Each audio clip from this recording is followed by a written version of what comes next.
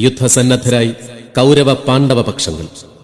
ബന്ധുമിത്രാദികളോട് യുദ്ധം ചെയ്യാനാവില്ലെന്ന് വിലപിച്ച് തേരിൽ കിടന്നുകളഞ്ഞ അർജുനനെ കൃഷ്ണൻ യുദ്ധവീര്യം പകർന്ന് സന്നദ്ധനാക്കുന്നു. പടക്കളത്തിൽ മിത്രമില്ലെന്നും ശത്രു മാത്രമേ ഉള്ളൂവെന്നും കൃഷ്ണൻ ബോധിപ്പിച്ചു. തുടർന്ന് കൗരവപക്ഷത്തേക്ക് കൃഷ്ണൻ വിരൽ ചൂണ്ടുന്നു. അർജുനൻ ശക്തനാവുന്നതോടെ അവിടേക്ക് കൃഷ്ണൻ തേര് നയിക്കുന്നു. ഈ രംഗമാണ് കരവിരുതിൽ കാവ്യകല രചിക്കുന്ന കലാകാരൻ ആർട്ടിസ്റ്റ് പെരുമൺ A.T. ബിജുകുമാർ അണിയിച്ചൊരുക്കിയിരിക്കുന്നത്. പാർത്ഥസാരഥി.